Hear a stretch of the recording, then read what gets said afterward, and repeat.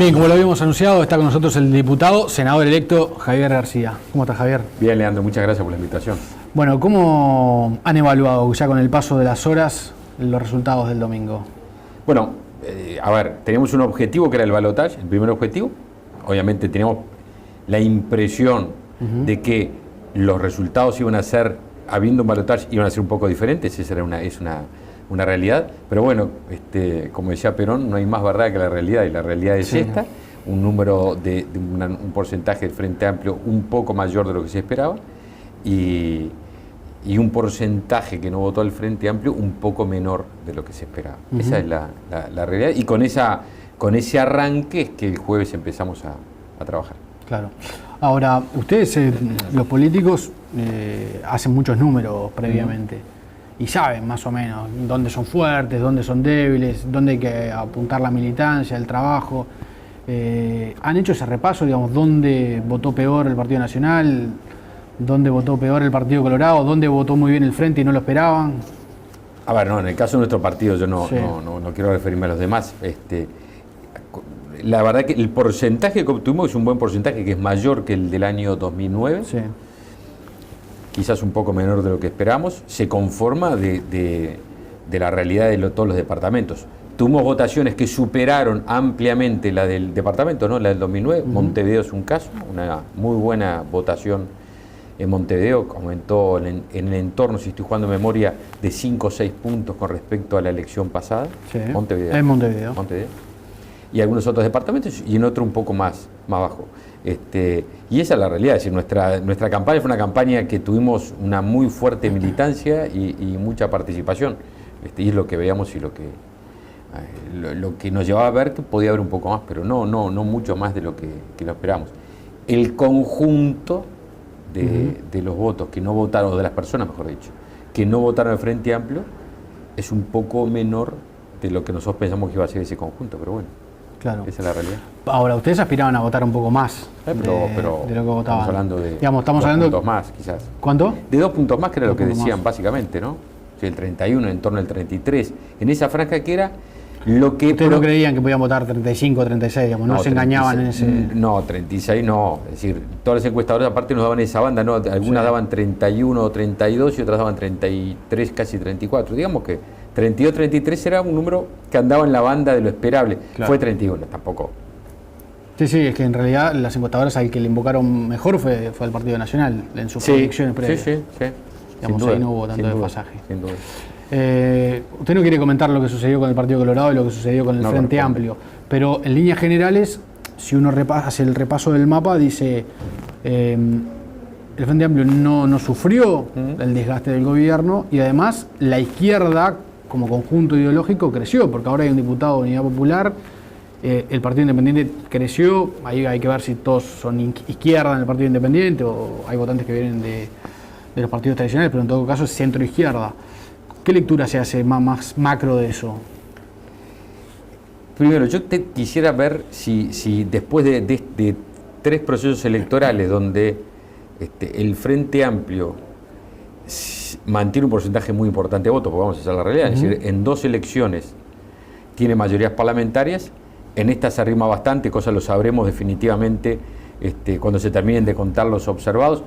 En la Cámara de Diputados parece ser así, en el Senado depende, que es una particularidad, es la primera vez que sucede, que el Senado va a depender del vicepresidente. Pero si ese funcionamiento y todos los demás partidos que tú decías recién, pero sobre todo el Frente Amplio me quiero referir, si ahí uno puede hablar de una izquierda o puede hablar de algo más sociológicamente diferente, que está más vinculado al Estado, al poder. ¿No? Wilson decía en su momento que en aquel momento que el Partido Colorado era el partido de gobierno, que el único partido, decía Wilson Ferreira, que el único partido político del Partido Nacional, pues el Partido Colorado era el nombre del gobierno, después de haber tenido muchos años ejerciéndolo, que está más vinculado a la administración del poder. Bueno, yo no sé si en el caso del Frente Amplio no puede suceder que hay también algo muy sociológicamente vinculado a eso, ¿no? Que llega a otras áreas de la vida del país más allá de que el ejercicio del gobierno directamente. Entonces, ahora, ¿cuáles son los fenómenos? Vamos a esperar de cantar, porque me parece que los encuestadores y los opinadores deben estar con las barbas en remojo, sí, porque la erraron como la espera, en la interna y en esta. Así que yo diría que vamos a esperar un poco más que decante el tiempo como para tener una percepción. Lo que es notorio es que, si uno mira todo el electorado, hubo composición de votos en los partidos políticos que no responden a esa definición de izquierda, centro, derecha. Me parece que eso es bastante alejado de la realidad, que responde a cosas más profundas. Claro.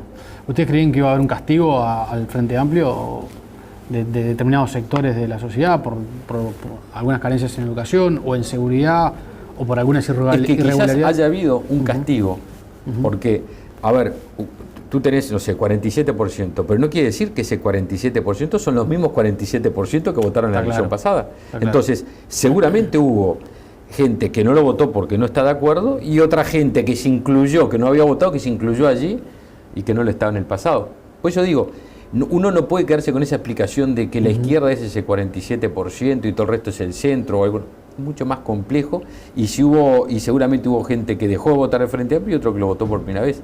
Es tan complejo, me parece, que no da para un pincelazo a 48 horas de la elección. La realidad son los números. Y los números dicen que vamos a un balotaje con un partido que tiene un 47% y nosotros que vamos a enfrentar ese balotaje con un porcentaje que es menor en el arranque que ese 47%. Vamos a ver en este el Frente tiene casi 48, ¿no? 47 con 9. ¿Cómo estuvo la reunión de ayer que encabezó la calle? Muy bien, lo vi a Luis con mucho, muy buen espíritu para enfrentar la responsabilidad de ser ahora candidato no solo del Partido Nacional, sino ser candidato junto a Jorge, la fórmula que va a representar al Partido Nacional, por supuesto, pero no solo al Partido Nacional. Y con una trayectoria que prácticamente en en un año y medio nadie pensaba que el candidato que iba a pasar el balotaje era, hace un año y medio, Luis Lacalle Pou. Entonces, tener, primero, haber conducido al Partido Nacional a un aumento de la votación, y segundo, poner en carrera al Partido Nacional el balotaje, era algo que era impensado. Yo creo que es una persona que todos en el Partido Nacional debemos estar agradecidos por el cambio que produjo, el cambio que produjo y la dirección que le dio el Partido Nacional. Lo renovó y lo condujo a una elección que hace un año y pico todos daban absolutamente perdida, y hoy estamos rumbo al balotaje. Ahora todos dicen, bueno, al final Vázquez decía que iba a tener mayoría, al final la tuvo. Vamos a ser claro, hace un año decían que no había elección, que ya estaba. Si hay esas dudas ahora, es porque hubo un cambio en el sistema político. Ese cambio en el sistema político fue la fórmula del Partido Nacional, fue el liderazgo de Luis. Ahora, es una elección muy compleja esta, ¿no? Son 5 semanas. El Frente Amplio pica con ese 48% que comentábamos, y además con una mayoría en la Cámara de Diputados, con un diputado 50 que está prácticamente confirmado, o está confirmado, hay que verlo observado, pero hoy está confirmado. ¿Cómo se hace para encarar una campaña? Pero con una realidad política bien diferente al balotaje del 2009. Sí. Es el único antecedente que hay, así que es interesante compararlo con el 2009. Porque en el 2009, primero, había una mayoría legislativa, se fue al balotaje con una mayoría legislativa en la Cámara, pero también en el Senado. Claro, porque tenía 16 senadores. En esta oportunidad es diferente. En este momento vamos a entrar al balotaje con una elección donde el Frente no tiene mayoría legislativa en el Senado, y quien define la mayoría es el balotaje, es el vicepresidente de la República. Entonces, vamos a entrar a un balotaje donde la pregunta es, a ver, al país, después de 10 años de experiencia, ¿le sirve tener otros 5 años de mayorías automáticas del gobierno en el Parlamento? Teniendo de vuelta a un Parlamento que se transforma en la escribanía del gobierno, que vota a mano enyesada lo que le mandan del Poder Ejecutivo. Esa experiencia de 10 años, con un Parlamento que vota a mano enyesada lo que le mandan del Poder Ejecutivo, transformándose en una escribanía de lo que dice el Poder Ejecutivo, ¿es bueno para el país? ¿Fue bueno para el país eso? Entonces, me parece que la gran debate que tenemos es si es bueno que el Uruguay sea monocolor, que haya opiniones únicas, que el Poder Ejecutivo sea un partido que el Parlamento sea de un partido. Ahora, si no es necesario agregar pluralidad, y si la experiencia de 10 años de un gobierno monocolor, monoopinión, monoidea, única, fue bueno para el país. Si las leyes inconstitucionales, si las leyes algunas leyes muy cuestionadas. A ver, el doctor Tabaré Vázquez cuestionó la ley de marihuana, sin embargo la ley de marihuana salió aprobada en el Parlamento porque simplemente el Poder Ejecutivo la mandó y el Parlamento, la mayoría del Frente Amplio la votó. Y ahora el candidato del Frente Amplio dice que no está de acuerdo. Sí. Eso es producto de que habiendo un Parlamento que no tenía discusión, que ratificaba lo que decía el Poder Ejecutivo, no tuvo la necesaria negociación, diálogo que debe tener en democracia un Parlamento. Es la base. El Parlamento es la foto del diálogo. Si uno decía, ¿cómo grafica el diálogo en el sistema político? Tiene que sacar una foto del Parlamento. Ahí está el diálogo. La pregunta es, 5 años más de una voz única. Ahora, ¿se puede? Y bueno, y esa posibilidad la da el balotaje porque es quien define la mayoría en el Senado. Pero ¿se puede gobernar con una Cámara en contra como sucede en diputados? Y la historia de Estados Unidos es esa, ¿no? Estados Unidos no creo que sea un país ingobernable.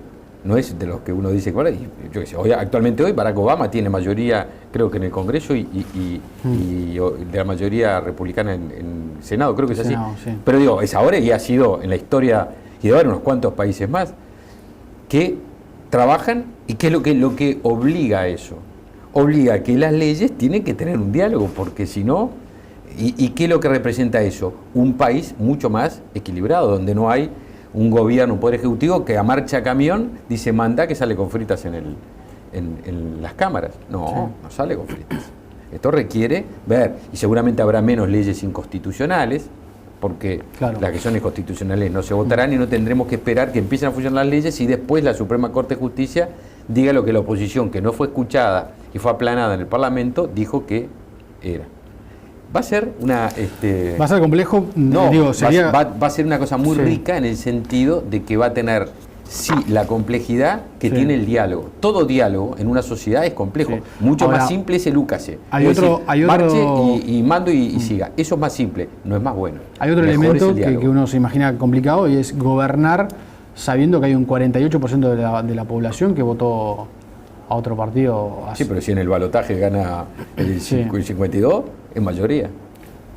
Sí, depende de cuántos votos sean, ¿no? Bueno, pero no importa. Porque en el balotaje vota teniendo un voto más que el otro. Sí, bueno, pero lo importante no es que necesariamente son más votos que lo que hubo en octubre. Está bien, pero el balotaje va a ganar el que tiene mayoría. Es decir, va a gobernar la mayoría. Esto es lo que tiene el sistema doble vuelta. O lo ilógico sería gobernar a la minoría. Para eso está hecho el balotaje. Pero es difícil, ¿no? Ese escenario. ¿No se lo imagina como un escenario complicado? Pero es mucho más fácil el mando y cumpla. Eso es mucho más fácil. Ahora, ¿es mejor eso? Bueno, es legítimo. Es lo que yo no estoy diciendo que es legítimo. Nunca dije que fuera ilegítimo. Estoy diciendo si es mejor o peor. Es mucho mejor que haya la posibilidad de tener un diálogo plural. Porque es mucho más fácil. Ordeno y cumpla. Ahora, la función del Parlamento es la de votar a mano levantada y enyesada las iniciativas por Ejecutivo. ¿Cuál es el fundamento del funcionamiento del Estado? Desde Montesquieu para aquí. 3 poderes. Ejecutivo, legislativo y judicial. ¿Por qué hay 3 poderes? Porque justamente el poder legislativo es el que construye la voz plural de la sociedad. Allí está representado del primero al último de los uruguayos. Todos. En el poder ejecutivo no.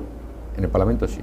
¿Qué hace el Parlamento? Es la casa del diálogo. Si usted anula la casa del diálogo, porque se transforma en una escribanía del poder que ratifica lo que le manda el poder ejecutivo, usted está anulando un poder del Estado por la vía de los hechos. Es como un taburete que tiene 3 patas. Si usted le saca una pata porque no tiene función, taburete trastabilla.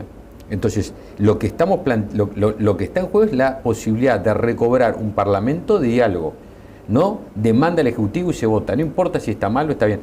Pero aparte hay una experiencia, porque esto podría ser teoría si no tuviéramos experiencia, pero tenemos experiencia porque tenemos 10 años de un parlamento con mayorías absolutas. La pregunta es, ¿fue bueno para el país que hubiera un parlamento que tuviera mayorías absolutas de un solo partido? Bueno, lo que pasa es que esa pregunta es relativa. Es relativa desde la perspectiva de quien lo mire. Para el Frente Amplio sí fue bueno porque pudo impulsar una cantidad de reformas. Estoy hablando para el Frente Amplio, es que para el país. la realidad, y esto es una opinión subjetiva, puede ser diferente, claro. Yo creo que para la sociedad, para el país, no fue bueno que hubiera un parlamento con la mayoría de un solo partido que a mano yesada votaba lo que le mandaba el Poder Ejecutivo. Me parece que no fue bueno. Tuvimos leyes inconstitucionales, leyes malas, leyes que fueron votadas en el Parlamento pero que tenían una mayoría social en contra. La de marihuana es clarísimo. Yo entiendo eso, pero también es imposible obviar que con todas esas advertencias que se vienen haciendo, no del Partido Nacional, sino de todos los partidos de oposición, porque el Partido Independiente hizo bandera con el tema de la mayoría parlamentaria, con todas esas advertencias que se han hecho durante tantos años, la ciudadanía volvió a darle mayoría parlamentaria al Frente Amplio. Con lo cual, digamos, uno no tiene más remedio que rendirse ante los hechos, digamos. A la ciudadanía no le ha molestado. Cuando la gente vota un partido político. No dice, a ver, voto si tiene mayoría legislativa, no tiene posibilidad de saber. Sí. Entonces, yo evalúo con la legitimidad, independientemente de que exista esa posibilidad, me parece que no es buena para el país, que no fue buena, es decir, no es que no sea buena para el futuro, ya no fue buena en el pasado. Y tener un parlamento donde solo se escucha la voz de medio país, menos un poquito, porque en definitiva también ese medio país, esa mayoría legislativa no es a partir en términos matemáticos del 50%, se logra por una cuestión de ingeniería electoral con menos del 50%. Sí. Así que tú tenés un parlamento que con el 47% y pico de los votos representa a más de la mitad del país. Así que hasta en términos matemáticos... Sí, en base de la representación pero es así. Me usas un juego matemático para balotaje, la representación es así. Por eso no es ilegítimo, por eso decía, no es un tema de legitimidad, es un tema de si es bueno o es malo. Y yo creo que es malo para el país. Demostradamente malo fue tener un poder legislativo donde las mayorías eran de un único partido y no se escuchó al resto del país, que lo representan los legisladores de los otros partidos. Claro. Y no fue bueno para el gobierno, pero no lo fue bueno tampoco para el Frente Amplio, porque llevó a que se votaran leyes sin el suficiente análisis, sin escuchar a la oposición, que después fueron derogadas por inconstitucionales cuando eran advertidas, o leyes también que eran rechazadas por los propios votantes del Frente Amplio. Porque vamos, si sabemos que la ley de marihuana, como dicen los estudios de opinión, 2/3 partes están en contra, esas 2/3 partes se conforman también con votantes del Frente Amplio. Es decir, hay cosas que no se hicieron bien, porque no estuvo aquello de, a ver, como tengo que hablar contigo, Leandro, y esto no sale si no nos ponemos de acuerdo, no puedo tener la soberbia de imponerte lo que quiero, y seguramente lleguemos a algún término, es más dificultoso, lleva más tiempo, pero es mejor. Esta va a ser una línea argumental en estas 5 semanas, digamos, no... Creo que es notorio porque es algo que le dijimos también, no solo nosotros, el Partido Independiente, tú haces muy bien en recordarlo, el senador Pablo Mieres, sí. Por eso el senador Pablo, el doctor Pablo Mieres, lo recordaba, porque estas cosas atraviesan a los partidos políticos. Bien. Pero ¿qué otra estrategia van a desarrollar? Por ejemplo, ¿van a hablar con el senador Pablo Mieres en esta semana? Bueno, lo dijo Luis el otro día, ¿no? Con todos, no hay que negarse, no. ¿Y ya se comenzaron esos contactos? No tengo ni idea. No hablé. Ayer, por ejemplo, Luis no comentó. Pero me imagino que ahora es parte básica de la estrategia conseguir alianzas políticas en estas semanas. A ver, desde la noche misma lo dijimos antes de la campaña electoral, que para construir una mayoría política y social hay que hablar con todos, porque no se puede construir una mayoría a partir del silencio, de tener la soberbia y decir no hablo con nadie. El CEN Colorado, el Comité Ejecutivo Nacional, está reunido ahora. Sí, se espera que de alguna manera respalden justamente apoyar la candidatura de la calle Pou en esa reunión. El Partido Independiente se va a reunir el fin de semana. ¿Cómo va a operar el Partido Nacional? ¿Va a reunirse, va a pedir una reunión con el Partido Independiente, con su líder? No lo comentamos ayer, pero veremos en las próximas horas. No está resuelto todavía cómo. No, para nada. Para nada. Tampoco van a esperar a que venga el Partido Independiente. No está resuelto. Cuando dijimos que vamos a hablar con todos. ¿Cuándo se hablará? ¿Cómo se hablará? Es una cuestión que veremos en el correo. ¿Y la campaña en sí? ¿Cuándo comienza? ¿Mañana? El jueves. Creo que a las 7 de la tarde, a las 7 de la tarde, en el Hotel Columbia, donde estuvimos el domingo noche, ahí en la Rambla. Va a haber una presentación pública del lanzamiento de la campaña de balotaje por parte de la calle Pou y de la Rañaga. Así que ahí hacemos el lanzamiento de 30 días, porque van a quedar 30 días, que nadie ignora qué difícil. Yo sería un atentado a la inteligencia de cualquier uruguayo decir que es una campaña donde, es una campaña donde nosotros esperábamos que los márgenes fueran diferentes. No lo son, pero hay balotaje, que era algo que no existía hace un año atrás, que nadie se le pasaba por la cabeza. Bueno, el doctor Vázquez decía que si ganamos en primera vuelta hasta la semana pasada. La realidad es otra, que es difícil, sí, pero que hay posibilidades, porque vuelvo a decir, incluso hay, estoy seguro, lo dicen algunos estudios de opinión pública, pero dejémoslos de lado, que hay muchos frente amplistas que, independientemente del voto a la presidencia al Frente Amplio, seguramente quisieran ver la posibilidad de que no haya tampoco una cosa de países monocolores. Pero bueno, eso será cuestión de aquí. ¿Su agrupación votó bien? Muy bien, gracias. La lista 40. ¿Quedó conforme? Sí, muy conforme. Sobre todo en una elección o en un proyecto que primero la lista tiene 6 años. Una lista joven, sí, ¿no? La fundamos en el 2008 con los compañeros. Y esta elección nacional fue la primera elección nacional que nos presentamos como lista. Como lista. Porque nosotros nacimos en el 2008, participamos de la interna, pero después en la elección de 2009 conformamos una lista, claro, con las demás listas. En esta elección es la primera que votamos en la interna y nos presentamos con la lista 40, es la primera elección. Van a terminarse de escrutar los votos, vamos a rondar los 35.000 votos. Falta un 1% de escrutar y después faltaban todos los observadores. Yo creo que van a andar ¿Y eso implica cuántos diputados? Es, hasta el momento, una banca pagada entera, como se dice en la jerga, sí, ¿no? Así se habla en la jerga, pagó cuántos votos, y una segunda banca que está en disputa. Que está así porque depende de un tema de ingeniería electoral, sí, que es compleja. El que la inventó, este es el método DONT, que no se aplica ni en el Reino Unido, en ningún lugar. Es el único país del mundo que se aplica, es en Uruguay. Es el más preciso de todos, sí, no hay duda, pero también el más difícil de todos. Se va a saber al final de todo este proceso quién se queda con esa banca. ¿Y a qué departamento corresponde? Ah, claro, tampoco se sabe eso. No se sabe, tiene posibilidad que se corresponda a Montevideo, hay 2 bancas que están en esa posibilidad, y después y hay posibilidades ciertas de que corresponda a la 40, veremos. Y bueno, y la representación en el Senado, la verdad que, claro, y aparte de compañeros en el resto del país que han quedado muy bien posicionados en las bancas, sobre todo en las suplencias, primeras suplencias y eso. Le agradezco mucho. No, es un placer enorme, es la primera entrevista que vengo después del resultado. Estar acá. Muchas gracias.